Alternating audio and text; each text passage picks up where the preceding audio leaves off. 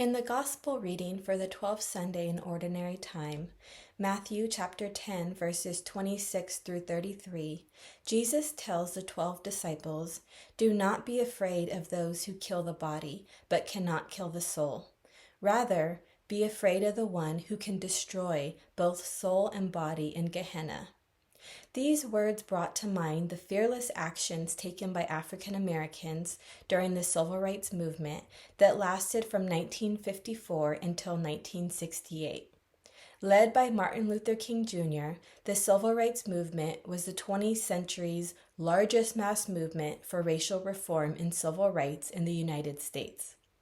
According to Michelle Alexander's The New Jim Crow, between autumn 1961 and 1963, 20,000 men, women, and children had been arrested in nonviolent protests for Black rights.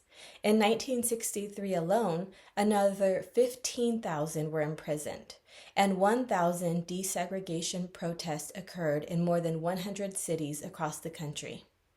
Martin Luther King Jr. rooted the moral justification for protests, boycotts, and sit-ins in the teachings of Catholic theologians like St. Augustine and St. Thomas Aquinas. He taught that people should not follow unjust laws like racial segregation because they degraded human personality, distorted the soul, and damaged the personality. For the thousands of African Americans and non-Black allies who risked their personal freedom and knew they could be injured bodily or killed, they believed standing for truth and justice was worth it. Today, there are still many injustices in the United States and around the world that cry out to God.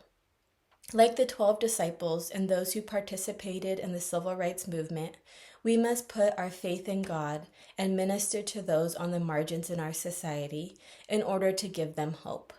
By following our consciences and God's law, we work to build God's kingdom on earth, which will have a lasting impact that will last to eternity.